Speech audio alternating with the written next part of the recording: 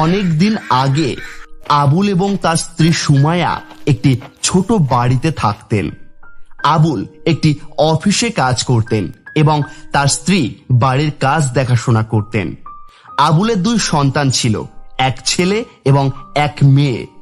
ছেলের নাম ছিল রফিক আর মেয়ের নাম সুমনা।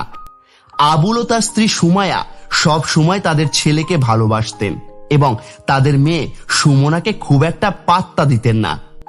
একদিনের কথা, আবুলের পরিবার অন্য বাড়িতে চলে যায়।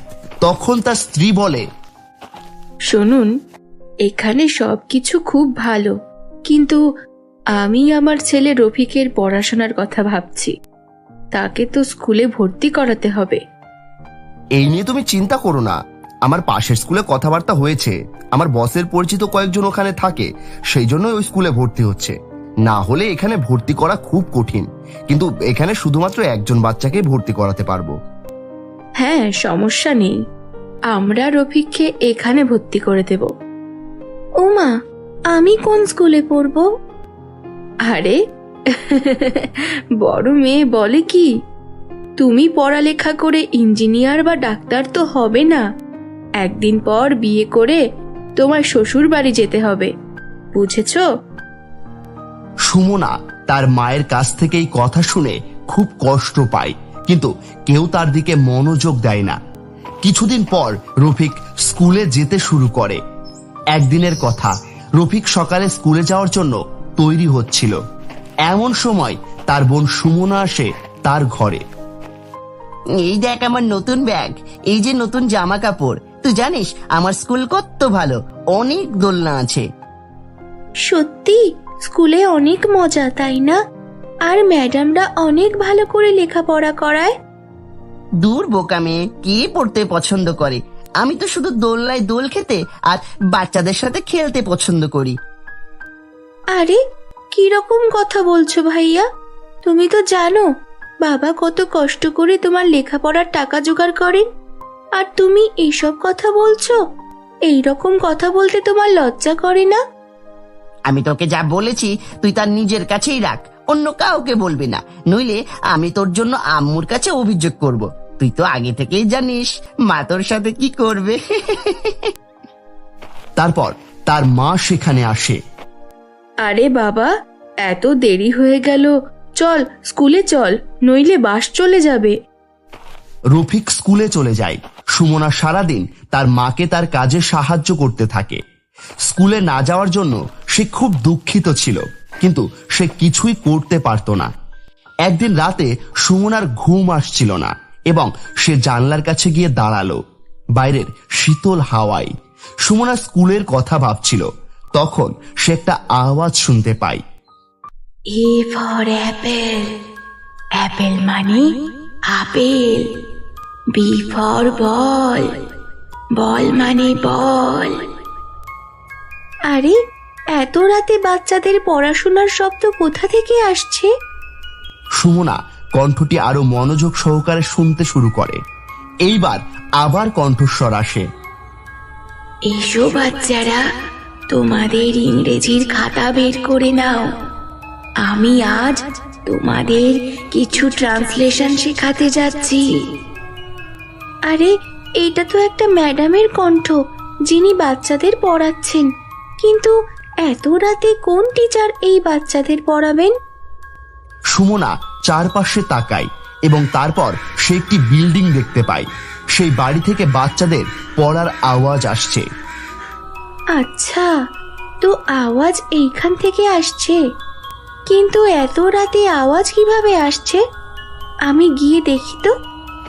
সুমনার নিঃশব্দে তার বাসা থেকে কোনো ভয় ছাড়াই বেরিয়ে আসে এবং সেই বিল্ডিং এর দিকে চলে যায়। কিছু না ভেবেই সুমনা সেই বিল্ডিং এর ভিতর ঢুকে যায়। ভিতরে রিসেপশনে এক অদ্ভুত চেহারার মহিলা বসে আছেন, যিনি দেখতে ভূতের মতো।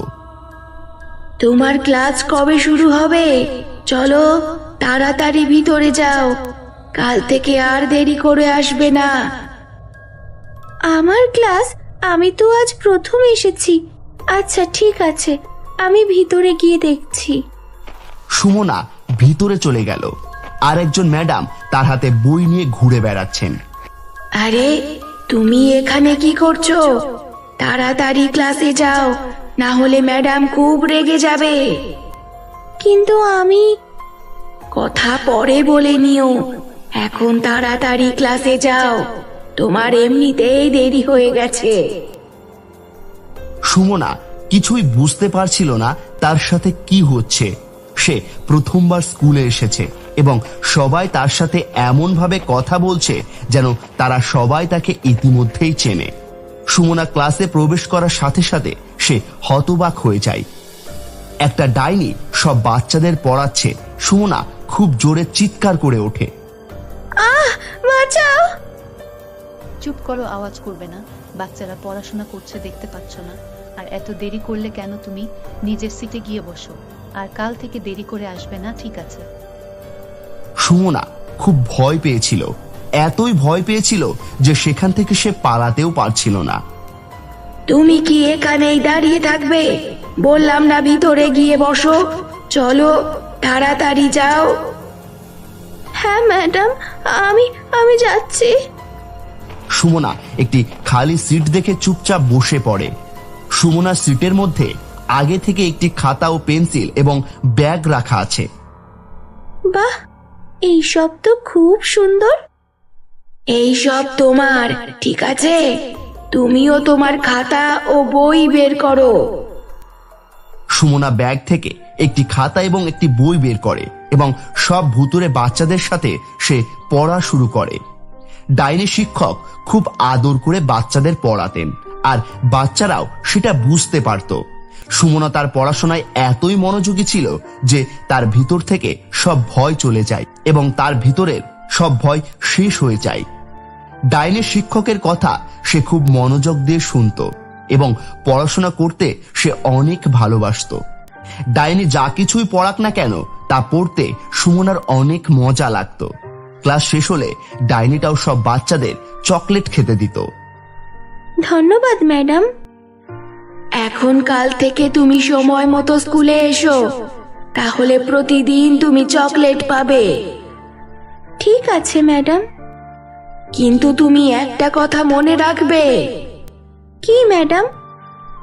কখনো কাউকে এই স্কুলের ব্যাপারে কিচ্ছু বলবে না, না হলে তোমার বাড়ির লোক তোমাকে এখানে আসতে দেবে না। ঠিক আছে ম্যাডাম, আমি কাউকে বলবো না। সুমনার স্কুল রাত 2টোয় ছুটি হয়ে যায়। তারপর সে বাড়িতে এসে ঘুমিয়ে পড়ে এবং কেউ বুঝতেও পারে না যে সে স্কুলে গিয়েছিল। সুমনা তারপর ঘুম থেকে ওঠে এবং স্কুলের কথা কাউকে বলে না। তার ভয় লাগছিল, সে যদি স্কুলের কথা তার বাড়ির সবাইকে বলে দেয় তাহলে তারা আর তাকে স্কুলে যেতে দেবে না। তাই সে এই কথা তার বাবা মাকে কাউকেই বলে না। তার মধ্যে পড়াশোনার এতই শখ ছিল যে তার কোনো কিছুতেই কিছু যায় আসে না। সে কোথায় যাচ্ছে এবং কাদের সাথে পড়ছে, এবং তাকে ভূতের স্কুলে পড়তে হচ্ছে, তাও আবার ভূতেদের সাথে। আর সেই স্কুল পড়ুয়া ছাত্ররাও ভূত এবং শিক্ষকরাও ভূত। আর সুমনা রাত 12টা বাজার অপেক্ষা করে। 12টা বাজার সাথে সাথে সে আবার স্কুলে যায় এবং খুব মনোযোগ সহকারে পড়াশোনা করে। পড়ালেখা করতে খুব ভালো লাগছে, আর ম্যাডাম এখানে খুব ভালো করে পড়ায়। আসলে আমিও পড়তে খুব পছন্দ করি। কিন্তু তোমরা সবাই কি করে ভূত হয়ে গেলে? আর ম্যাডামও? একদিনের কথা, স্কুলে আগুন লেগে গিয়েছিল, আর স্কুলের সব বাচ্চারা এবং স্যার ও ম্যাডামরা সবাই এই আগুনে পুড়ে মারা যায়। আর এই স্কুলের মালিকও এই আগুনে পুড়ে মারা যায়। এই কারণে সেই দিন থেকে এই স্কুল বন্ধ হয়ে আছে। কিন্তু আমাদের পড়ার অনেক শখ ছিল, তাই ম্যাডাম এখনো আমাদের পড়াশোনা করাচ্ছে। সুমনা প্রতিদিন সেই স্কুলে যেতে শুরু করে এবং সমস্ত বাচ্চাদের সাথে পড়াশোনা শুরু করে। কখনো ডাইনি ম্যাডাম পড়াতেন, আবার কখনো আর এক ডাইনি ম্যাডাম পড়াতেন। কিন্তু সব ডাইনি ম্যাডাম খুব ভালো করে পড়াতেন যাতে বাচ্চারা বুঝতে পারে। সুমনা স্কুলে পড়তে পড়তে বহু বছর হয়ে যায়, আর তার পড়াশোনা প্রায় শেষ হওয়ার দিকে। আর এখনো পর্যন্ত সুমনা স্কুলের কথা কেউ জানতে পারেনি। সুমনা ও তার ভাই রফিক বড় হয়। রফিক বড় স্কুলে পড়ে বদমাশ হয়ে যায়, কিন্তু সুমনা অনেক স্মার্ট হয়ে গিয়েছিল। একদিন আবুল তার ছেলেকে চিৎকার করে বলছিল, আমি আমার সারা জীবনের টাকা পয়সা তোমার পেছনে খরচ করেছি, কিন্তু তুই তো ধ্বংস হয়ে গিয়েছিস। সব সময় তুই ফেল হয়ে যাস। এখন তো অনেক হয়েছে, আমার কাছে আর কোনো টাকা পয়সা নেই যে আমি তোর লেখাপড়া করাবো, বুঝেছিস? আপনি আমার উপর টাকা খরচ করে কোনো দয়া করেননি। আমি তো আমার পক্ষ থেকে সর্বোচ্চ চেষ্টা করেছি। এখন যদি আমি ফেল হয়ে যাই তাহলে আমি কি করতে পারি? আর আপনি এত রাগ করছেন কেন? হায় খোদা, এ ছেলের মধ্যে তো একটুও লজ্জা নেই। নিজের বাবার সাথে কিভাবে কথা বলছে। রফিক পড়ার প্রতি একটু আগ্রহ অনুভব করছিল না, আর সে দিন দিন অনেক বদমাশ হতে শুরু করলো। কিছুদিন পর সে তো সীমা অতিক্রম করে এবং বাড়ি থেকে টাকা চুরি করতে শুরু করে। একদিনের কথা, আবুল পুরো পরিবার নিয়ে তার বসের বাড়িতে একটি অনুষ্ঠানে গিয়েছিল। তখন রফিক সেখানেও চুরি করতে শুরু করে। আবুলের বস তার ছেলেকে লম্বা হাতে চুরি করতে ধরে ফেলে। আরে তুই তো সেই ছেলে যাকে আমি স্কুলে ভর্তি করিয়েছিলাম, আর তুই কিভাবে চোর হয়ে গেলি? তুই তো আমার বাড়িতে ডাকাতি করলি। আবুল, তোমাকে গতকাল থেকে অফিস থেকে বের করে দেওয়া হয়েছে।